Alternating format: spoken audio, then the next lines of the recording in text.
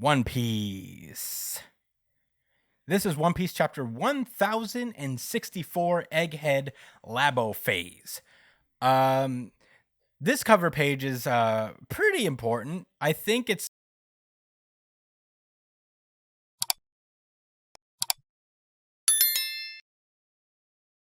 a cover page to kind of overlap with the present, basically, to some degree. Yeah.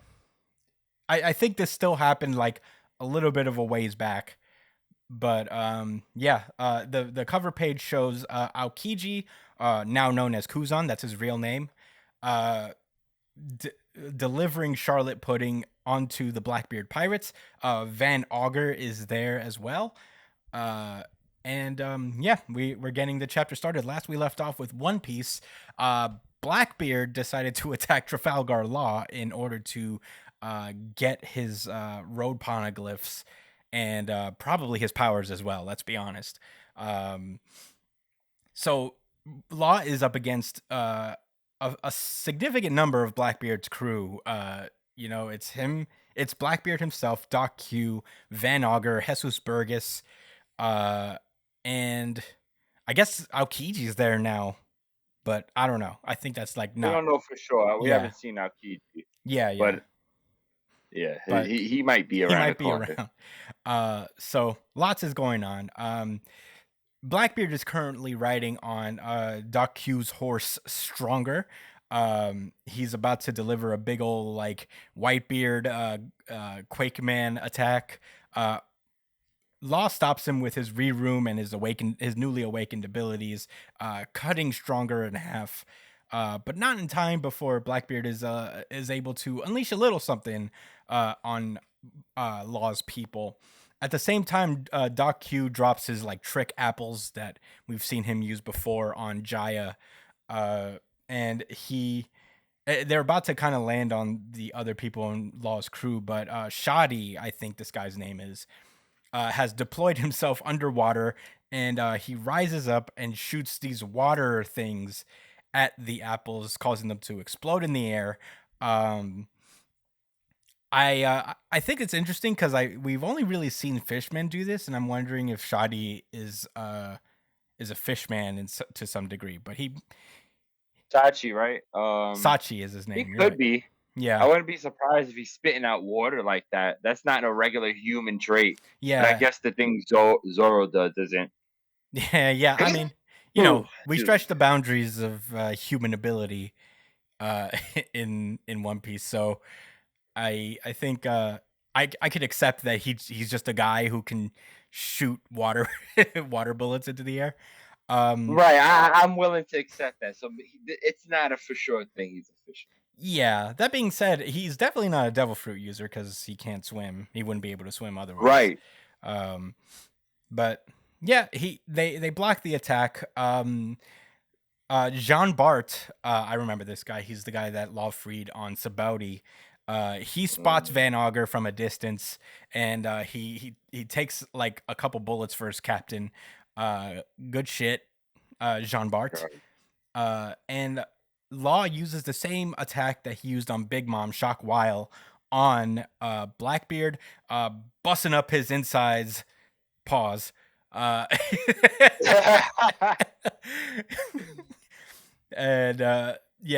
Blackbeard is not having a good time right now. No. Van Auger warps over to him, but and suggests that they retreat. But Blackbeard's like, no, keep going, let's fucking go. Gotta love Blackbeard. I mean, the guy gets it in. He ain't no punk, man. Yeah, he's not soft at all, No. and he's I mean, I'm getting a little bit ahead, but his crewmate mentions that you didn't like this is what happens when you don't go in with like a plan. Yeah. And it just goes to show like he just knew he wanted to like get after him. Mm-hmm. And you could call it recklessness, but I think he just has mad courage. Yeah. Yeah, definitely. Reckless courage. Yeah. So Law mentions to Blackbeard is like, oh, so all your people have powers now. Well, that means they all share the same weakness, the sea. And we see that the Heart pirates are attacking Blackbeard ships from underwater using their submarine, which is honestly pretty smart, and it's something I never really thought of in terms of Law using a submarine as a ship, being able to attack Devil Fruit users from underwater is pretty actually a good utility thing in terms of having a Yeah. submarine. This is the first time in like 900 chapters that devil fruit users not being able to swim is actually being used. Yeah, I mean It's- they've Right. really It's been a long ass time. they've really gotten around that weakness a lot more than I thought they would. uh, it's never really been a factor. um, But that being said, we cut into one of Blackbeard's ships as a prisoner is, well, a prison guard, I guess. Someone in the brig is basically talking to a prisoner. And of course, that prisoner turns out to be Charlotte Pudding, who we just saw has been captured by the Blackbeard pirates. And they're basically saying that, like, don't worry, there's a fight going on upstairs, but, the Commodore will handle it. And Pudding is like, well, if Mama's still alive, you won't be talking about that like that much longer. And they're like, yeah, wait, yeah, yeah, yeah. No, it's yeah, yeah, yeah. uh, the guy we're fighting is the one who killed Big Mom, so fuck you. Right. Uh, You sound dumb. you sound dumb right now. That's how much you know. Yeah. Your mom's fucking dead. Yeah, well, yeah, that's like such a me. It's like, well, oh yeah, well, your mom's dead. And she's like, all right. I don't know why you got to be so mean about it. We cut back over to Law and Blackbeard clashing. Blackbeard seems to stop Law's attack with his Quake Fruit powers, but then we see that he activates his Black Vortex, which is not good because that is the technique that is used to steal away Devil Fruits, or at least seal their power. And it's what be Ace. Yeah, basically. You're kings. I mean, you're king. You're king. Not you, Chris, but everyone who loves Ace so much and wishes he was still an integral character. Yeah, that's honestly. It's back, guys. Yeah. Hey, honestly, Blackbeard. I take no responsibility for Josh's words, but it's your fault for liking him so much in Josh's presence. Yeah.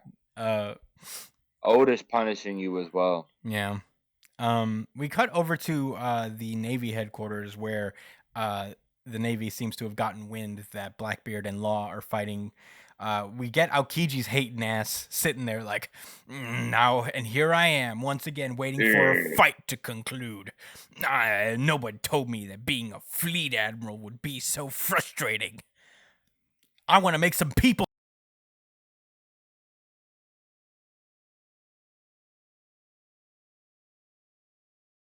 Out of fucking carbon fiber. Yeah. Jesus. He's crunching on it. Yeah. He's always irritated. Yeah, I don't He think needs to put some weed in that fucking cigar, man. What's wrong? Yo. he needs to I chill, get it. He's the man. magma guy, right? He's ready to erupt. Yeah, always. So we cut away from all the action.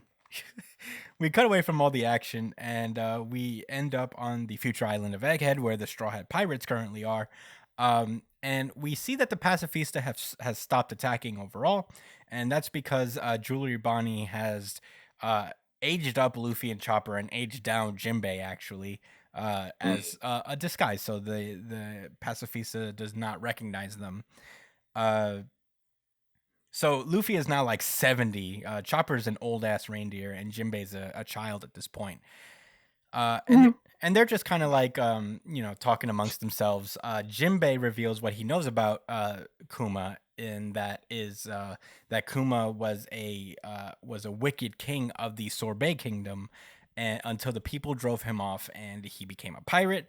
He created ties with the Revolutionary Army as well, until the Navy captured him and sentenced him to life imprisonment. But Vegapunk's fascination with his muscles and his latent abilities warranted him to be released, and in exchange for taking part in the body augmentation and clone development program that Vegapunk was leading at the time. Uh, so he was able. The deal was that he participated in this program, and Kuma would be allowed to roam free as a warlord.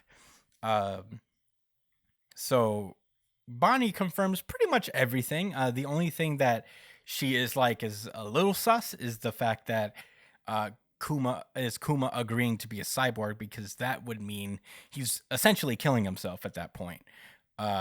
So there was no who would ever make that deal is basically her thing. And Jinbei mentions yeah, that's true, but hey, life in prison's a pretty heavy sentence. How many crimes must Kuma the tyrant have committed? And Bonnie is just like, my father was not a tyrant.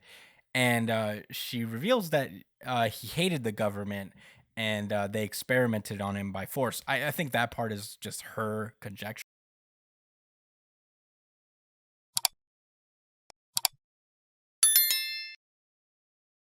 Was like, he told Bonnie that he was from a special people. Um, and that's why they wanted to experiment on him so bad, which I think is fascinating because that can mean a lot of things.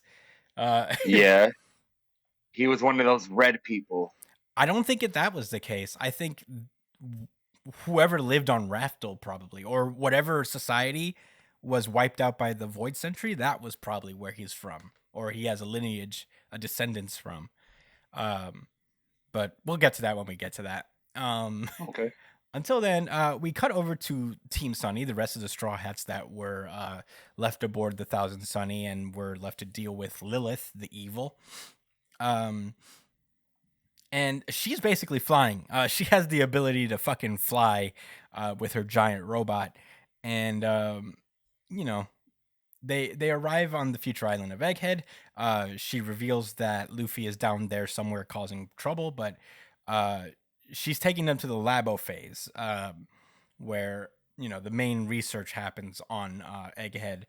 Luffy is in the place that is known as the Fabrio phase, which is a factory level where workers and researchers live. They arrive on the labo phase, and it turns out it's made out of clouds. The rest of the Straw Hats disembark. Zoro stays on to watch after the Thousand Sunny. And Lilith reveals that the clouds that they're stepping on is actually the recreation of the Sky Island clouds that we've seen, of course, on Skypiea and other Sky Islands, Witheria, all that stuff. So they arrive at the lab, and before they enter, Lilith mentions that they have to get into some research clothes. Everybody gets their character design for the arc. They get Kingdom Hearts, so to speak. Yes, very nice. Very cool. And they're on their way to meet Shaka, I believe his name is Shaka the Good. Speaking of which, we cut over to Shaka, who seems to be talking to someone on the phone. And he mentions that being a genius means being able to see what your own future contains. And whoever's on the phone is like, "What do you mean, Vegapunk?" And Vegapunk not Vegapunk, but Shaka suggests that his death is imminent. And whoever's on the phone tells him that, "Hey, stop telling jokes. They're not funny." And the chapter ends with the big reveal that that Shaka the Good has been talking to Monkey D. Dragon this whole time.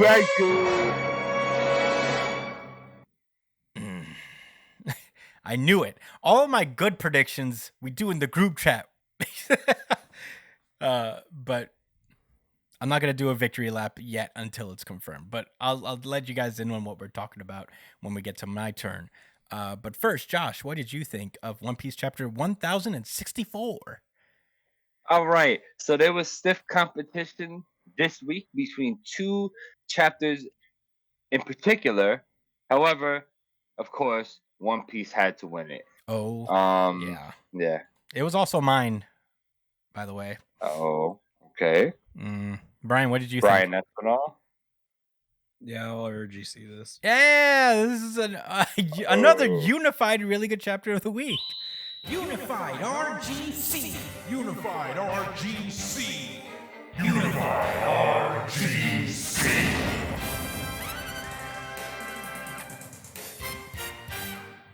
All right. Sorry, Josh. Go on with your thoughts. Okay, so of course the fight with Blackbeard and Law was stupid. What can I say?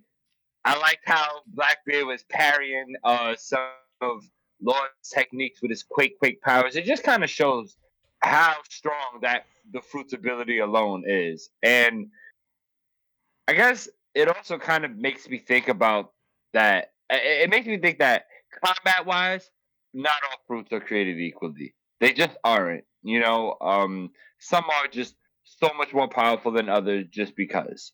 Yeah. I guess that's why there's some that are more rare and more coveted, etc., etc. The Quake one, very serious. I mean, he broke out of law. He caused so much disruption that Law couldn't put a hit, like his room couldn't keep control of it. Oh yeah. I mean, 'Cause, theoretically, abilities have an extent. yeah, I'm sorry? theoretically, like back in Marineford, it was revealed that like if you really used the Quake fruit, you could destroy the whole world. So it is very strong. It's interesting because it kind of also shows that either Blackbeard hasn't achieved that level yet, or he consciously understands that he's not going to end the world. Yeah. Candidly. Yeah, I would to think he's tame holding someone's back. powers. I would think he's Right. not trying to destroy the world right now. I So don't think he would destroy the world losing either. But I don't know. I should really reserve that type of judgment before we see more of who he actually is, because there are a lot of question marks about Teach. But as we said earlier, he definitely got a lot of fucking heart and confidence in himself, and when it comes to achieving what he wants to achieve, and you see it pouring out in this fight through his like facial expressions and how he throws himself into the moves, and it's cool because what I really like about One Piece is how he draws his character models, and I think Blackbeard is one of my favorites. Like where it's the huge torso and kind of like small but somewhat lanky limbs. You know what I mean? I just like how it looks. It looks really scrappy, and it makes the combat and the art look a lot more. I don't know, like intense. yeah. I mean, this and for those listening, if you want to go ahead and peer, or maybe you could write this down later on page 7 on the center panel. There's Blackbeard lands after getting hit with the shock willy move, hmm and the way he kind of recovers in the air, like he takes a seemingly fatal blow, while his man tells him, like, listen, like, it's not a bad idea to retreat. And he's like, nah, fuck that. Recovers it and lands, like, with with emphasis, man, with power. Like, he's the Commodore, nigga. You feel me? That's the Commodore. Yeah. That's a fucking respect. You know what I mean? So, even towards the end of the fight, the way he fucking parries the sword with the quake and then like goes for the black vortex. I'm pretty sure Law's gonna figure out a way to get through this. Do this move. He's not gonna get cooked like this, and because it's been. I don't know if anyone's seen him use this move before, but I'm sure he has some type of intel on it. And Law's not stupid, hmm Nor has Teach dealt with someone like with an ability like his. I'm assuming. Yeah. So I'm just really looking forward to the interaction, and I totally think that regardless of what happens, I think Aokiji is gonna come out of nowhere and and put this whole shit on Smash. He's gonna freeze the water, deaden all the shit with his crew, and he's gonna say, "All right, give up, or I'm gonna kill your whole crew." And then Teach is gonna grab him up and say, "Man, I ain't giving you a chance to give up. I'm taking your power." Don't. Yeah. Yeah, man. I'm gonna take Lord's power. I believe that. I believe he's gonna beat Law here. Yeah. We've seen a lot of Law. hmm He dealt with his skeletons in his closet. He had some character development. combat wise. I You would know, say so.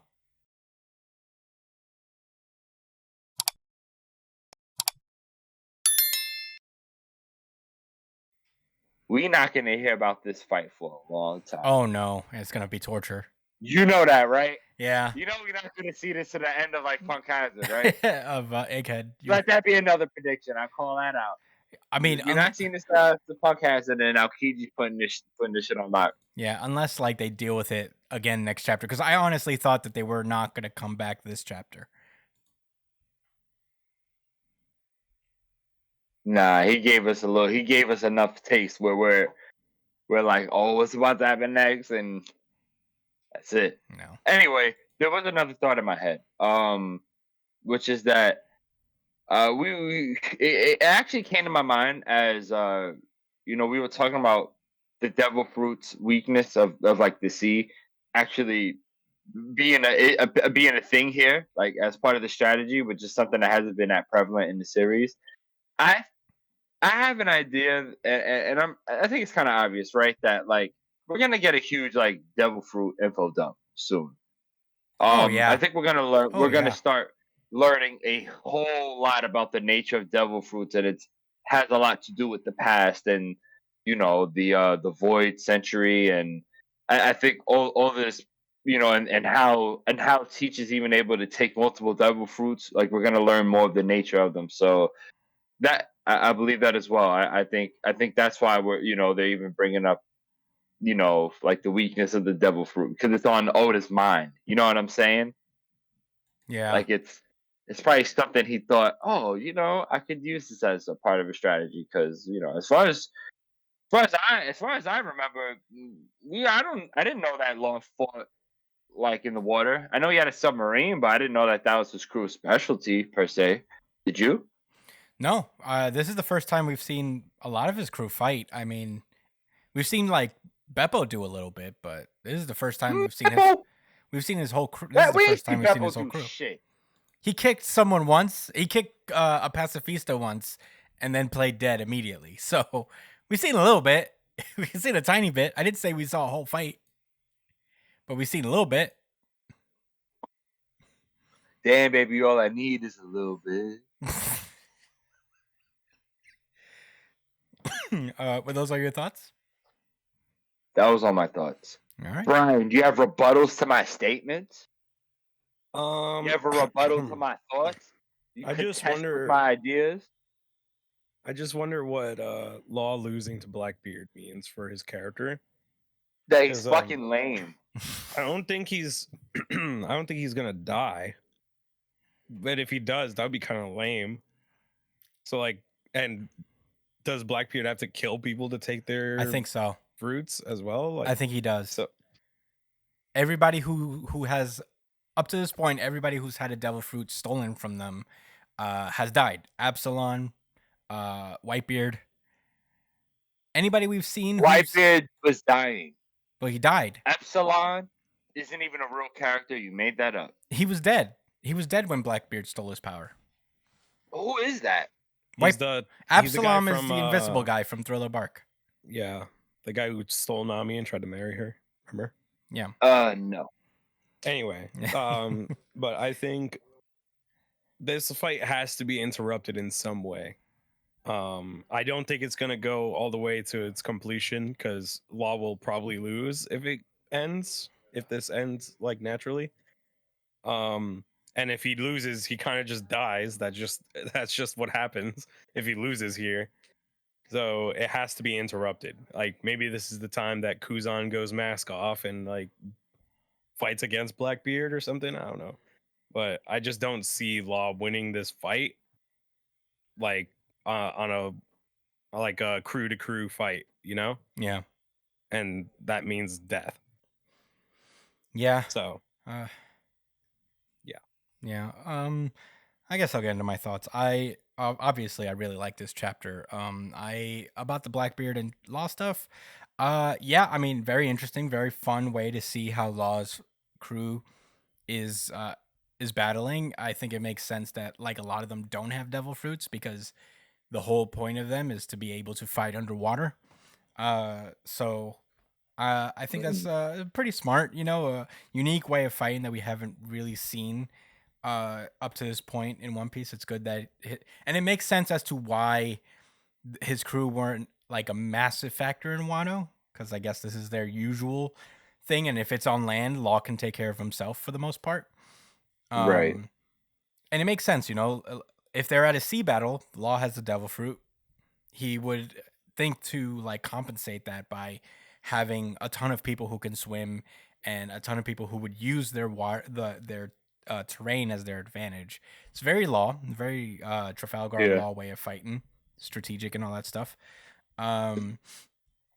There's yeah, the fights are cool. This Blackbeard obviously A tier, S tier character design. To be honest, it's so simple, but it's so fucking good at the same time.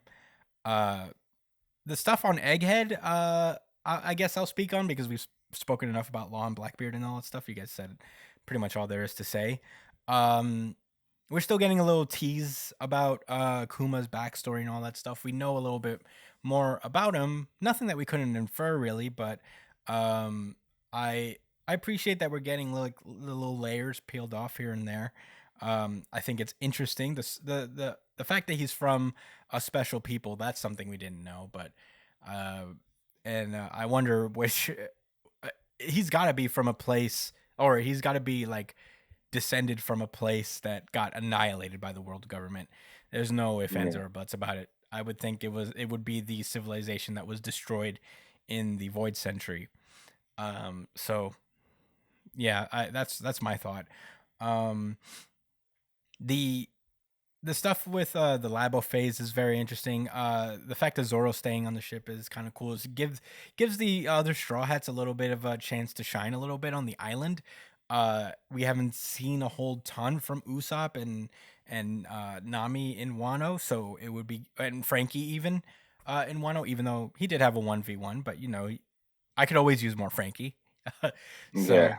very excited to see how the Straw Hats contribute, the other Straw Hats contribute to this arc. So that's fun. I think a lot of the arcs are very based on the what I call straw hat math. Is how the straw hats are Yeah. split up in any given time and their utility when in different combinations together. You know, I feel like there's always like there's a reason that Oda specifically put these characters together to go see Shaka and left Zoro on the boat, left Chopper down below with Luffy and Jinbei. So very excited for all that stuff. Yeah, there's a reason behind it. Yeah, I'm doing a preemptive semi called it because in the group chat I mentioned that that I believe that Vegapunk has a connection to the revolutionaries. We've known enough that he works with the government, but he doesn't seem to be all that tied to them. You know, like he's not loyal to the government. He's not a government worker per se, in the same way that admirals or vice admirals and so on and so forth go. And we learn here that he's like a guy for hire. So his biggest clients probably just happen to be the world government because they keep coming to him. So I'm very excited to see that. It could be that like there are multiple of his personalities that align with the world government, whereas some of them don't and align themselves with the revolutionaries. Some of his personalities can be independent. I'm really excited to see the mystery of Vegapunk unfold further. But yeah, lots of fun this chapter. Best chapter of the week. I don't have much to say. One Piece is off next week, unfortunately, because we can't have One Piece for too long. The gods have decided. So I'm just excited I can't wait for these 2 weeks to pass by so we can get more One Piece, of course. But that's all I really have to say. Do we have any rebuttals to that? Anything to add? No, you had a really interesting perspective, though. I do want to say that, like, as far as the different personalities of Vegapunk. I mean, government got the most dough, and he doesn't need funding, I guess, to make this Yeah. incredible stuff happen. I Mm. mean, research will be done regardless if people have money or not. It's if you have access to resources, and I guess the world government controls the means of production for the most part, like the world dragons. So Yeah. that makes sense that he would still need to deal with them in order to give himself the financial freedom. Yeah. Oh, one more thing I wanted to rebut on, like, what you said about learning about the devil fruits, and we've touched upon that before, but I mean, obviously, I think this is just like a more